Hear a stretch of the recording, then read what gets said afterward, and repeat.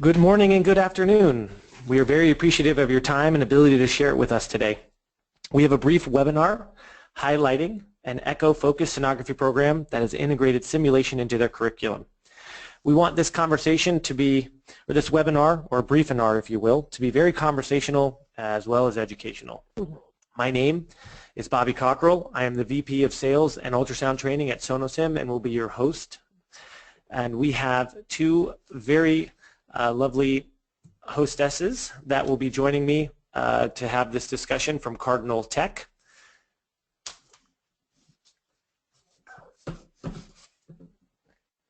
Jennifer White, program co-founder of Cardinal Tech, as well as,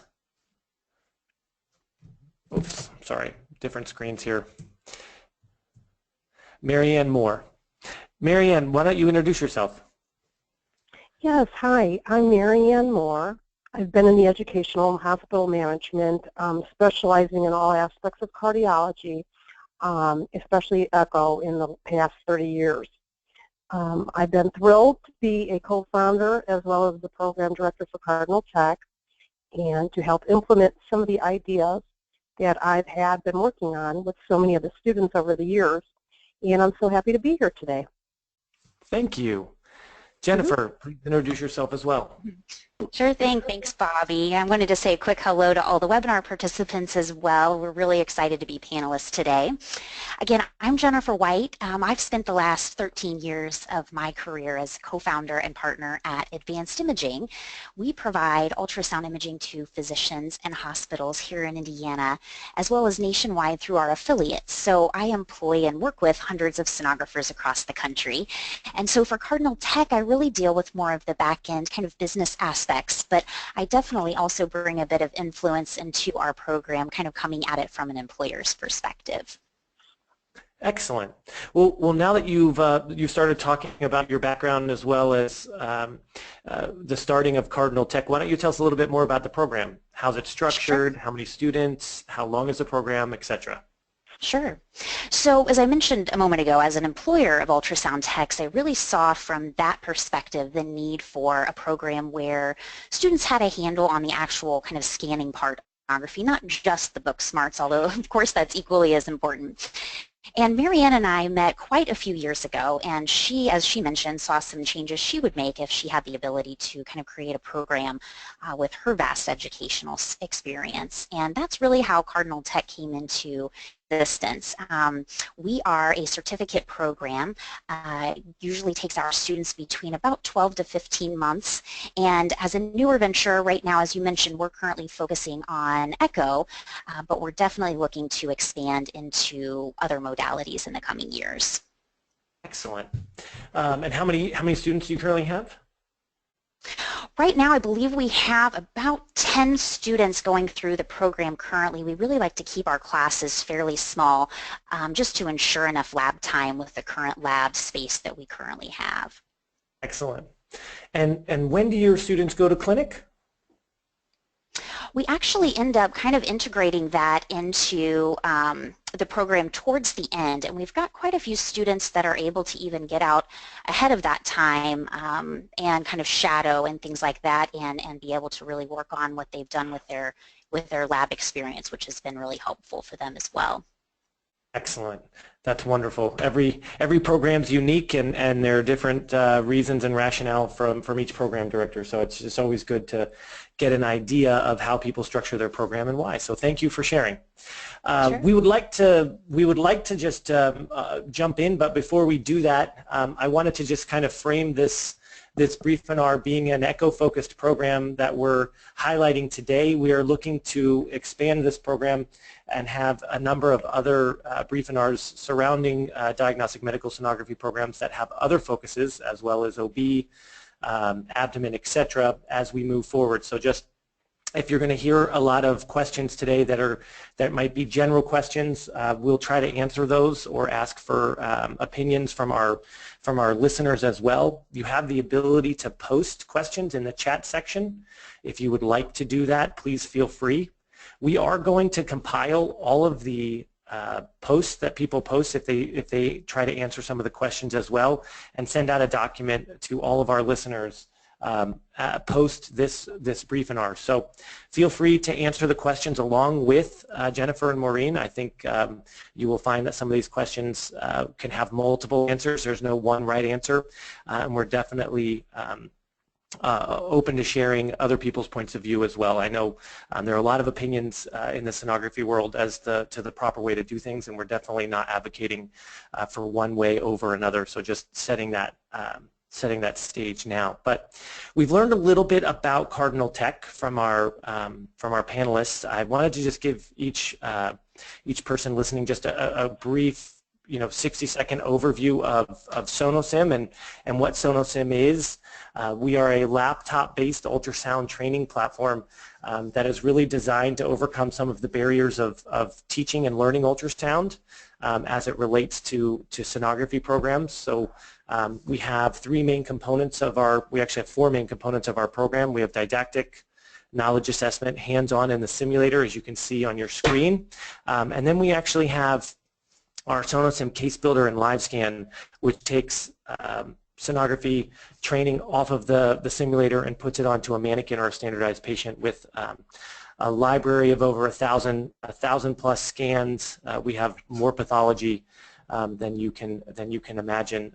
That gives you the ability to find unique ways to implement simulation into your program, which is really what we've tried to do with a number of sonography programs, and we wanted to highlight with Cardinal Tech because they've done an excellent job of integrating that into their curriculum. So as you can see here on the screen, we have some students using their simulators in a self-directed fashion, whether either in a classroom setting or they can take it home with them and practice at home. So we'll dig deeper into how Cardinal uses, how they teach their students as well as integrate simulation into that. We'll start with our first question. What challenges, and Jennifer, you had mentioned this, that you had seen some challenges. Maybe just expand upon some of the challenges that you saw prior to starting your program and how you guys have overcome those challenges. Sure, absolutely. So when we were looking at starting our program, we really did determine there were a few things we wanted to make sure that could implement and kind of those few challenges we wanted to be able to overcome. And first off, it really obviously seemed very important to us to be able to get our students into the lab as quickly as possible. Obviously the more practice they were able to get, the better acclimated they'd be to scanning, and that would help, of course, once they got into their clinical site, and then of course later as they gained employment. And then the second real challenge we wanted to be able to overcome was helping the students learn on a more hands-on and visual basis. Just kind of as an example, we all know how difficult and confusing ultrasound physics can be. So having a system that would allow the students to kind of be able to work more hands-on with some of these more difficult concepts was really important to us. And by using simulation, we really feel we've been able to integrate that a little bit more into our program and kind of overcome those few challenges we really looked at when we were starting the program. Excellent.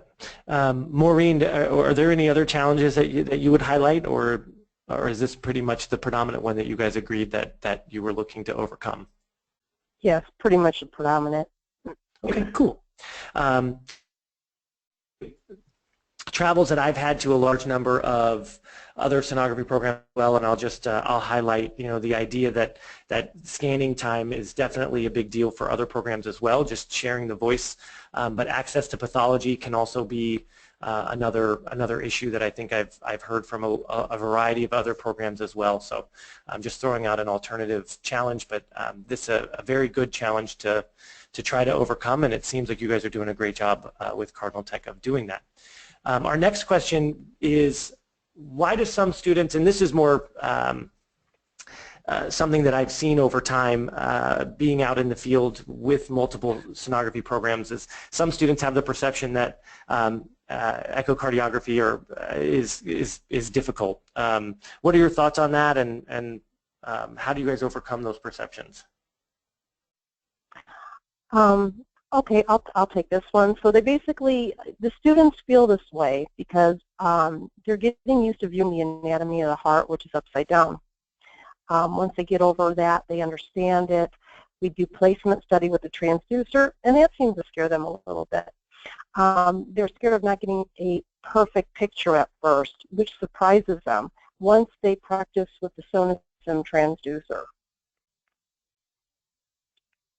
And obviously, you know, echo is very dependent on Doppler and some pretty complex measurements, so that can, you would agree that can be sort of scary as well. Absolutely. Cool. Okay.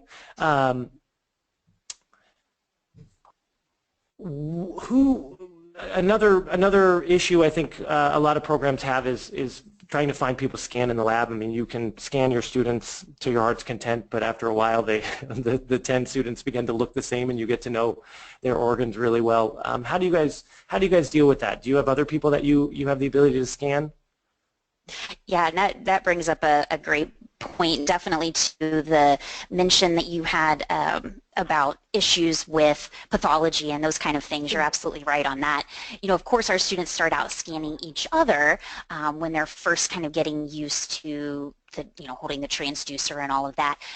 We obviously encourage them to bring family and friends in so that they've got some additional people to scan.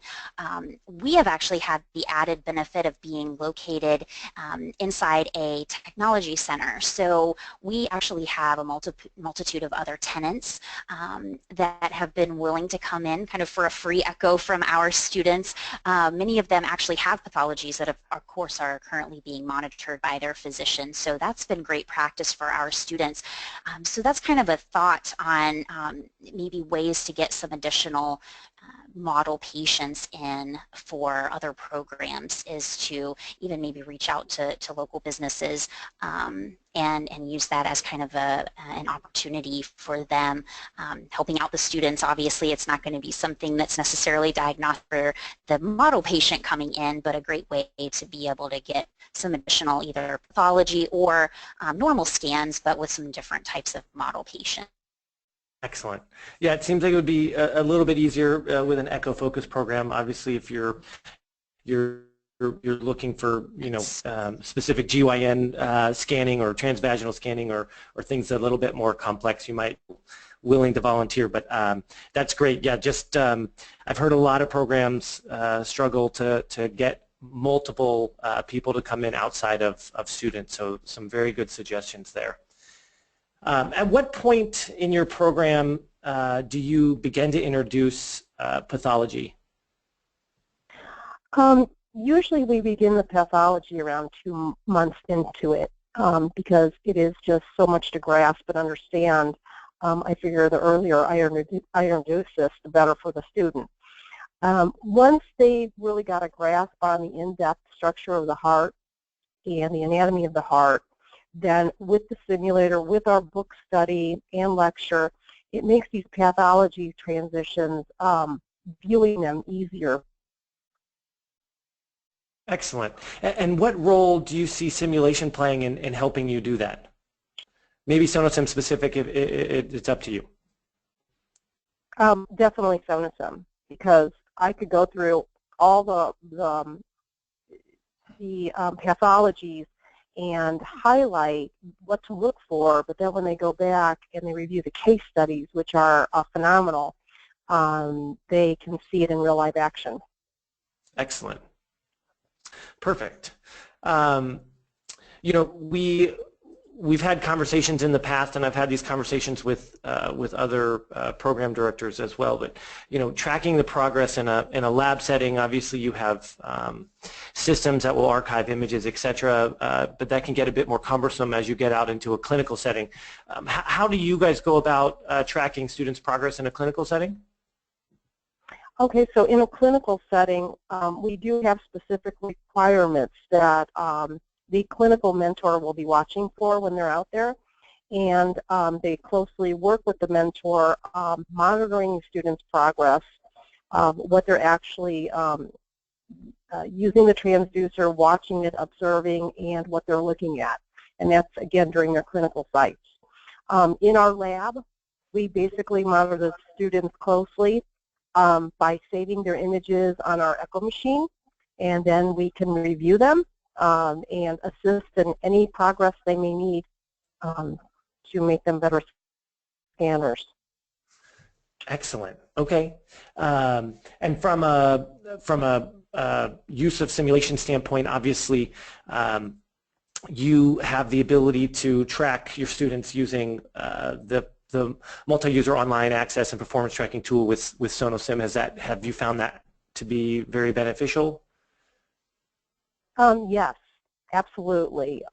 It shows who is on the simulator even when they're not in class, and I have the pictures to keep and pull up and put in their folders for them. Excellent. Okay, cool. You know, the other question I get a lot of times is, or I ask this question and I get a variety of answers, is how are your students monitored and assessed for proficiency, especially when you begin to get in a clinical setting where you have the students come back to class and you don't always get to see the same thing, right? Every student doesn't get to see the same pathology that the other student saw because they're not always in the same clinic at the same time, right, with the same patient. Right, right. So basically we utilize the testing capabilities for each module that they are in and that we teach on the simulator. We also have testing that goes throughout the program on all their scanning abilities as well. Excellent. From a product standpoint, I want to introduce just briefly another tool that some other programs have used or are currently using to assess students ability to identify pathology and scan specific pathology, and we call that SonoSim Case Builder. And what we've done is we've taken our live scan technology and added Case Builder to this to give you the ability to actually pick and choose the pathology and place it in a particular location. As you can see on the screen, we have a gentleman here. It looks like we're trying to place a parasternal tag. These are RFID tags that get placed on either a standardized patient or a mannequin. We have a number of sonography programs that have purchased some of the first med sims. They're not quite working as well as they want them to, and so they've repurposed them as testing units. So just some ideas of what you can do with some of your old equipment that might not be working, and use simulation to help build in some assessment tools. So you can pick and choose the pathology that you want on each of the tags, and then the student can use the probe, place the probe in that general area, and begin to scan whatever pathology or normal data sets that you've chosen to demonstrate. So you can create a testing environment, you can create a game environment to help reinforce what you've been teaching, etc. So just some different uses of simulation and in particular in this situation SonoSim Case Builder. So just thought that would be helpful. You know, a lot of programs are very interested in sonography, are interested in simulation, and they struggle with actually integrating it into their curriculum, fully integrating it into their curriculum. Do you guys have any advice on how you did it? It seems like you guys did it from the ground up, which not other schools don't have the same luxury of doing that. But if you guys want to just chat about that really quickly. Sure, absolutely. So yes, you're right. We really have been fortunate enough to have the simulator in our program since the very beginning. So obviously that's a lot easier to integrate when you're kind of starting from the ground up as opposed to trying to find ways to implement that into an already set up program. And so what we've done is really utilized it in conjunction, of course, with our bookwork and lab, which obviously has been a big asset to us. And we've kind of broken down all of the modules and then really added in the kind of the basis of the actual course module within the SonoSim, and then added in our bookwork to kind of focus on for each particular section of each particular module. And so one of the things that we've really loved, you know, since that's been integrated into that, is that our students, as you mentioned before, Bobby, can take the simulator home with them. So that's not only just for additional assignments that we can give them, but to be able to practice scanning as well as review any of the lectures on any of the things that we've gone over in class, with which they may need some additional assistance, or it's something that's difficult for them to grasp. They can actually go over those again and again.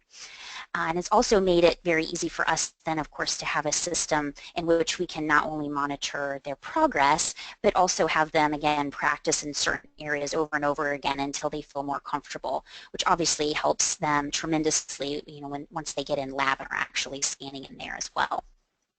Great. So it seems like you treat SonoSim more as a textbook that you use regularly. Is that pretty accurate?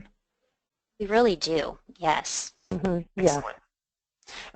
And from we get a lot of questions. I mean, some programs are more fortunate than others to have extra funding.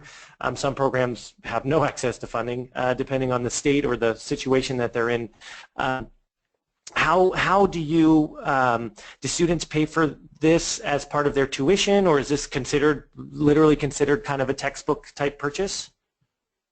Yeah, so the way that we have things set up is that they are renting the simulator from us while they are in the program. And so that means they're turning things back in after they're completed, which obviously helps us fund the ability to be able to have such a tremendous tool for them while they're in program. So that's helped out, and I think that could be perhaps an idea that other programs could utilize if they added this in as more of a rental agreement for the student coming in as opposed to just including it in their tuition. Excellent. Oh, that's a great idea. Mm-hmm. Awesome. Well, we're opening this up for questions. If anybody has any questions, please don't hesitate to write them in the chat section on your control panel, the GoToWebinar control panel. We do have one question from Miss Merrill from Alabama, who was just asking about some SonoSim specific things, which I'd be more than happy to answer. I want to just see if there are also any other questions from any other panelists, so I can kind of go through and answer a number of questions in order. And just to give you guys a few minutes to do that, Jennifer, Marianne, any closing thoughts on the use of simulation into your program, or any closing thoughts on your program and just teaching sonography? Sure. Well, we just want to thank you, first of all, for allowing us to be panelists today. And I think just kind of an overall sense of the simulation, I just think we found it to be so tremendously helpful with our students. Like I said before, allowing them the ability to kind of grasp some of those more difficult concepts and allow them to get into lab a lot quicker has just been a huge benefit for us, and I think we've seen that once they get out to their clinical sites as well. So this has been something that we've been so excited we've had in the program since the very beginning, and it's definitely something that we will for sure continue because it's been such a great asset to us. Excellent. Well, so we do have a couple of questions, and I'll just go through these. And Marianne and Jennifer, please feel free to chime in if you have something to add. I can read these questions aloud, and if you're a participant and you want to write your thoughts, please share your thoughts as well in the chat section. And as I said earlier, we're going to compile the answers to each of these questions in order, and we will share that document with everybody post our brief and our but some people were telling us some challenges that they faced with their current DMS program, and they felt that having access and teaching Doppler was a pretty big challenge. Do you guys have any feedback or thoughts on that, since obviously that's a big component of what you teach? Yes, actually I agree. It is a challenge, but again, the SonoSim has helped them understand Doppler very well, along with their book study, and I've had no complaints, no comments on negativity about it. Okay.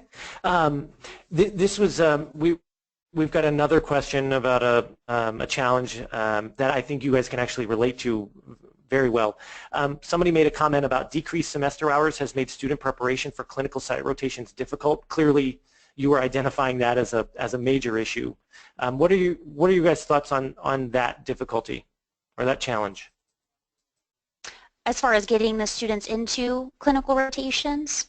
Yeah, well, this says decreased semester hours made student prep for clinical rotations difficult. So obviously, preparing people to go on site for clinical site rotations, they're I guess the amount of hours they have available prior to that is decreased.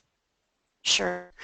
One, I think that's definitely something we've seen is important. I think you would agree, Marianne, to have them in lab as much as possible. You know, we really try to keep a specific amount of time that we require ahead of actually getting into that clinical site.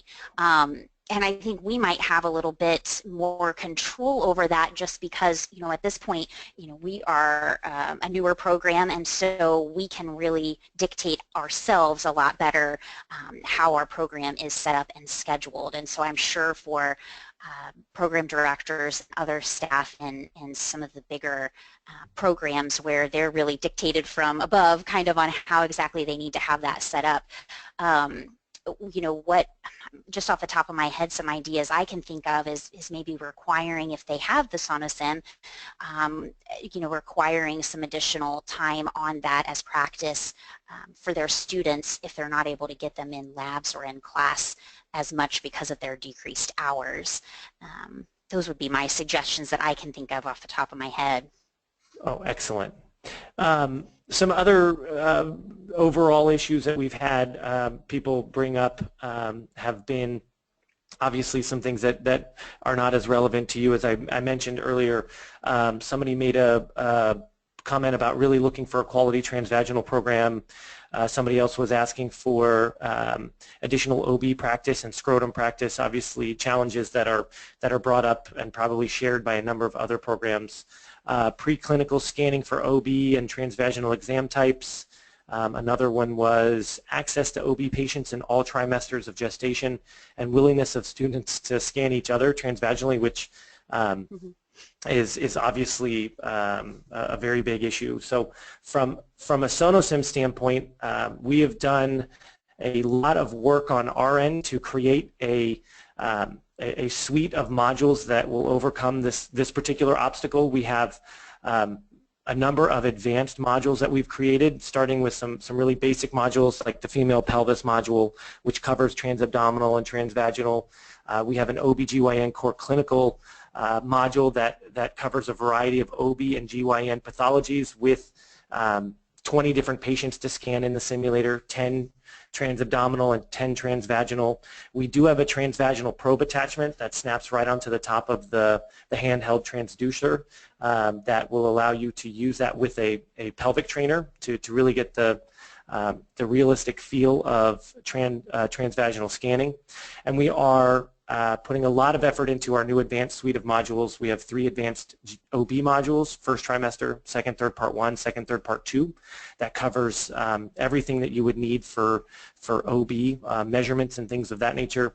And we are very proud to announce that we have 6 advanced GYN modules that are in the process of being completed and will be released hopefully 1 a month over the next 6 or 7 months. So we can tell you more about that offline if you're interested.